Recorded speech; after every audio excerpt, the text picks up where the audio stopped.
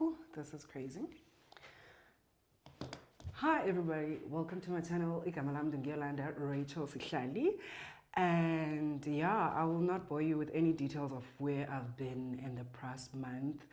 Life has been happening. Today, I want to tell you about Pride Month and what Pride Month is. So if you're interested in that conversation, then join me. If you're interested in finding out why I've been gone and what's been happening, we can talk about it in the comment section so that so every year in June we celebrate pride, gay pride, queers being queer, and the freedom of us just being ourselves. So I asked myself, like last month, what is Pride Month and why is it such a husa in the world? So I did some research and I thought I should share it with you. It's late, but it's also on time for next year. It's very early. Besides, Pride is every month because we're proud, right? So Pride Month began in commemoration. Pride Month began in commemoration of what happened in Stonewall Inn in the late 1960s. Stonewall Inn is a gay bar that was established in 1966, where people from the mafia, actually 3 people from the mafia, pull some money together so that they could pay to make Stonewall Inn a gay bar. While being gay at that time was illegal, so obviously gay bars were also illegal, as illegal as drugs and black market things. So what happened at that time is that those mafias who were straight would then use a gay front for their bar so that they can do more illegal things inside the bar. But then I guess being gay was one thing that everyone wanted to put it as a front instead of putting a club that is selling drugs as a front. Whew, why am I nervous? I haven't done this in a long time. Let me have a cup. So yeah, the bar was converted into a gay bar in 1966, and then every week the owners of the bar would pay the police so that they don't do raids on the bar, or if they do raids on the bar, they would at least warn the people of, listen, we are coming for a raid, so and so is going to come, these police are going to come to do a police raid, so warn your people. And then when the police would come, usually Mosa Club has disco lights and all of that, but when the police would come, they would then turn the lights on so that people can actually either run, hide, or protect themselves. Or if you don't look so gay, then you should be fine. So what would happen in these police raids?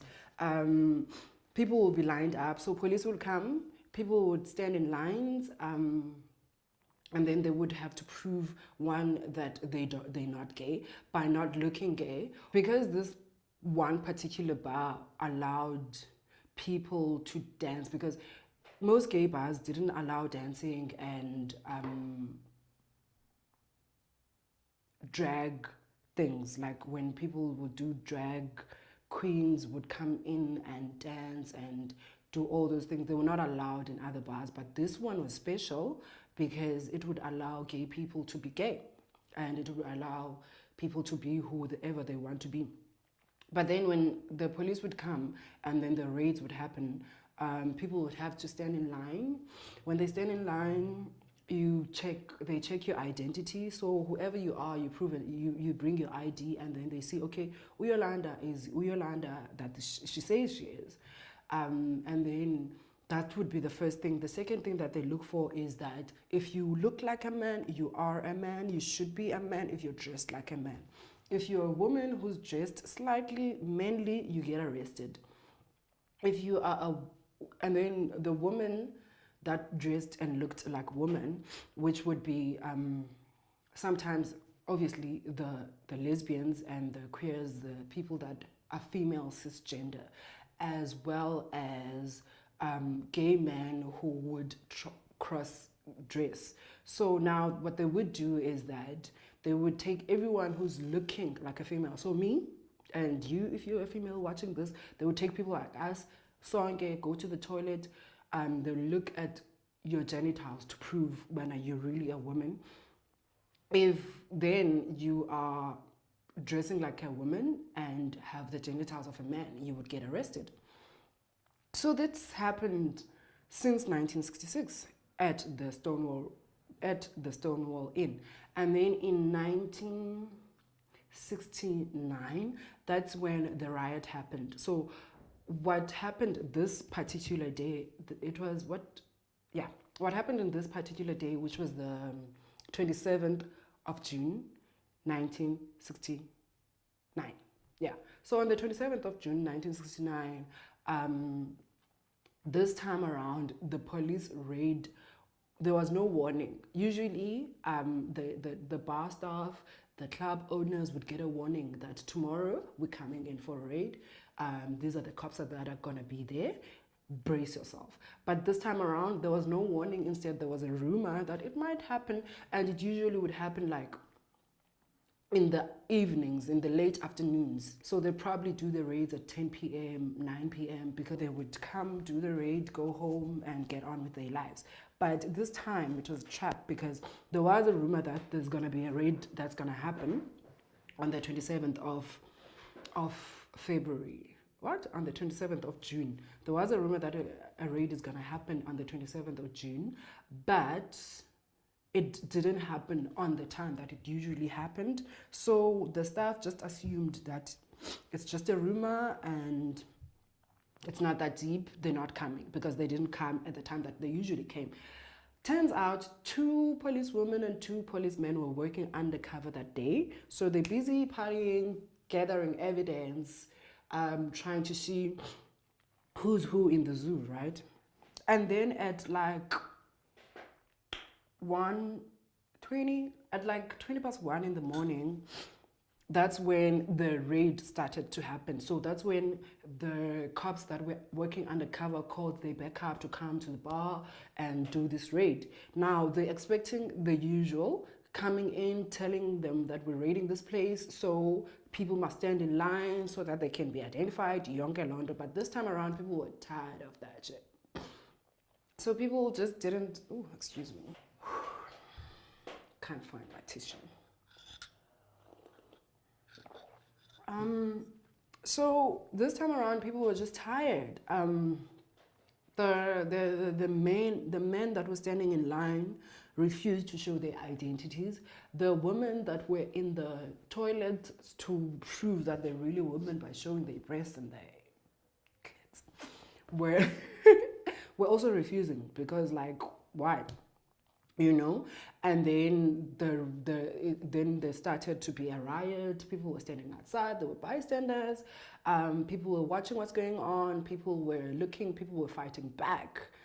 For the first time in the United States, LGBTQIXYZ history, people started fighting back to the police because they were like, "What the fuck? Why should I show you my penis to show you I'm a man? I'm telling you I'm a man." So that's it. Yeah, and I guess even the IDMOS would tell if a person is female or male. That's why they would check the person against the ID. Well, okay, ungiyolanda uyindoda, ungiyolanda uyintombi, and then your ID must also say the same. Okay, cool. So then this is happening now on the 28th of June, 1969, right? The party or the whatever was going on started the night before, which is the 27th, and then the raid started in the morning at like 1 a.m. and then it went on through the day. So when this thing is going on, this is when people were throwing feces, were throwing dirt, were throwing all these things into Stonewall Inn, trying to fight back the police, because then inside it was the police and the people that they're holding hostage, I guess, because people are saying, "I'm not gonna show you my ID, so bon baba team." Yeah, bo. And then outside were the people that had already escaped, because what happens is they turn on the light when the police are coming and people start running. Those that know what's happening will start running. But then there's those who probably are coming to Stonewall Inn for the first time, who then didn't know what's going on, and then some people just chose to not take it anymore. I remember in part of my research that I read there was like 205 people that were at Stonewall Inn at that time that the riot, that the raid was happening. So you can imagine the numbers growing because obviously in the street, what's the name of the street? Christopher Street. So Christopher Street is where Stonewall Inn is, right? So in Christopher Street, there are other clubs. So if something is happening at a club next door, aren't you gonna go look bananas, keep hand? So numbers started rising, people started fighting back, people started running away from the police. And yeah, so the raid became a riot. It started from a raid, then it became a crazy riot that marked this day, okay, not this day, that marked that day in history, not today, that day. Stonewall Inn, because they were illegally operating, they would pay a fine to the police, right? So the fine that they were paying to the police, they called it the gay pola. Gay pola. Yes. So when they pay the gay pola, they're getting away with the fact that they are a gay club. They're also getting away with the fact that they sell drugs. They're also getting away with the fact that they don't have a liquor license, that they have no running water. Imagine. So look at this, ne? This is a club where gay people go and have fun, and it's the only club. It's one of the only clubs that gay people go to, and it is the only club that gay people can dance. Ne? In the same club, there's drugs, there's alcohol. Okay, illegal alcohol, because I guess they're not allowed to be selling alcohol. There's black market shit going on. Fortunately, in my research, I read that there was no prostitution. I guess we don't do that shit. I'm kidding. I don't know. No judgment here. But like, there was no prostitution happening in this club particularly. But like, look at this. There's no running water. There's a tub by the bar where glass just gets rinsed. So I'm just trying to imagine it for myself, because literally, if I'm going out drinking, every fresh beer I want in a fresh glass, I'm just that person. I like my glasses fresh. So now imagine uyaselela kamnandi, and then uyigqibe, and then obviously someone at the bar is going to take your glass and put it in the jar that has water to rinse it, and then just take it out and give it back to you or give it to someone else. No one is washing, no cleanliness is going on here. Like, guys, we come a long way as the gay community, if kwaqale up. So yeah, people fought back. I remember in part of my research, the New York Times, was it the New York Times? Yeah, the New York Times and other big newspapers in the Landuza in the US were covering the story. The Daily News, or one of the colleges as well, was covering these stories of what's going on and this riot. And then the next day, it even gone as far as bystanders coming to the thousands, and people still fighting for gay pride, for gay rights, and for people to have the right to just party freely and live freely and just be free human beings. So in 1969, that's when I guess the physical actions began, when people are saying, fuck this shit, I'm gonna fight for this because I want to be free. And people were gonna get arrested, right? I remember in something I read, there's this gay guy who was a cross dresser. He was more concerned that his family, one, doesn't know he's gay, two, doesn't know he's a cross dresser, and then he's gonna get arrested. Someone's gonna take a picture and put it on the news, and his mom is gonna see him on TV wearing her dress. Sad. Anyway, what was I? I think I caught feelings. I think I caught feelings there for a little bit. So that's when, Okay, so that's when it began. So in 1917, on the 28th of June 1970, it was marked, that day was marked as the Christopher Street Liberation Day, because Stonewall Inn is based in Christopher Street.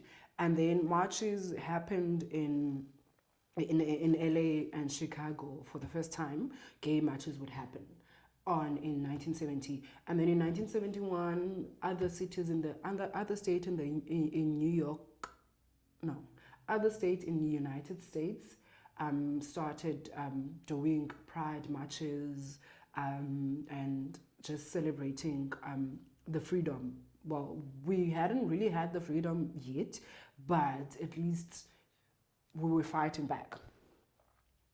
So, what is Pride Month? Okay, Pride Month is basically when people started fighting back for pride and started fighting back for gay rights. Yeah, well. In the US, three of the presidents have declared June to be Pride Month. So, obviously, we have been celebrating since 1970, calling it Pride Month, but since the first president officialized it in 1999. So Bill Clinton officialized Pride Month as June in 1999.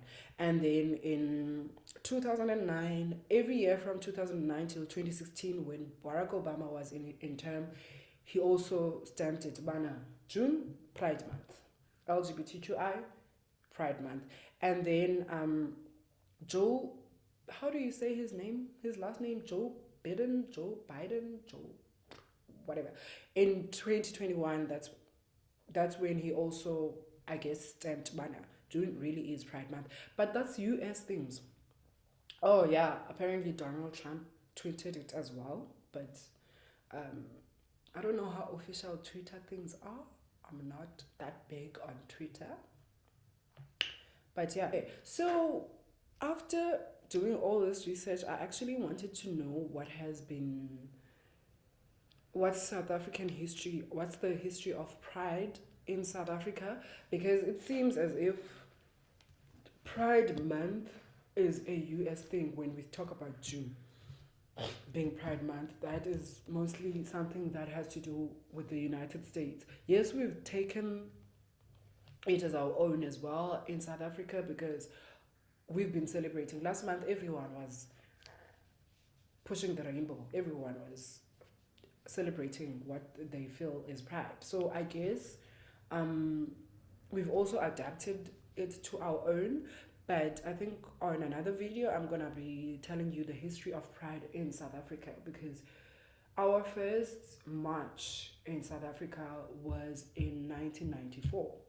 So from 1969 we till 1994 we were not, I guess South Africa was dealing with a lot of things then. We had apartheid. I don't even know how to pronounce the word. Apartheid.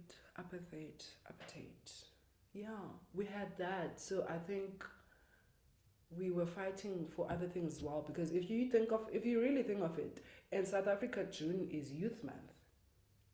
Nah. Anyway, that is why we call June Pride Month. It's because of the fight back or the pushback that was done by the LGBTQIXYZ. I hate doing that and I love doing that at the same time. So if anyone feels disrespected by me saying LGBTQIXYZ, then please tell me, because I love doing it, but I hate it because I feel like I'm being rude to I don't know, whoever. So tell me if you are uncomfortable with me saying that. Anyway, let me tell you about something else. If you're still watching, thank you for watching. Please remember to like, comment, share, and subscribe. I'm back. But at the same time, it would be best for you to hit that notification bell so that you don't have to keep randomly checking if I'm posting. Instead, just know, because you're gonna get a notification via email saying Yolanda just posted. Go check, go check, go check. And if you saw this video because you got a notification. Props to you. I just want to tell you about something totally different than what we're doing here, um, which is very important as well. I'm part of an orgasm. I'm part of an organization called Sisterhood 411. I won't bore you with a lot of details, but we help a lot of young girls who cannot reach certain things, who cannot do certain things in their lives, depending on where they are. We do mentorships for students that are still in high school, and then we do pet drives.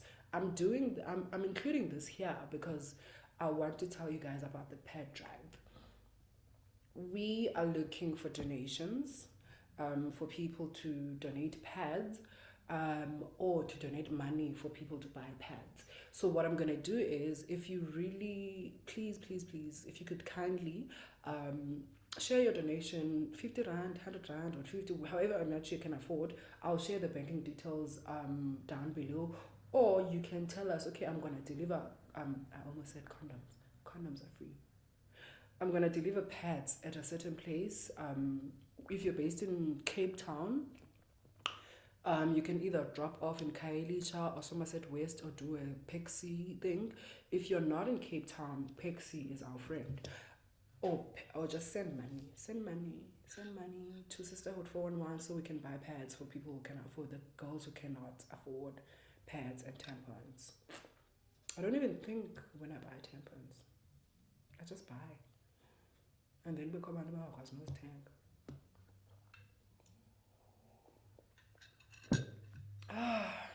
Mojo Jojo. Thank you for watching. Again, remember to like, comment, share, and subscribe.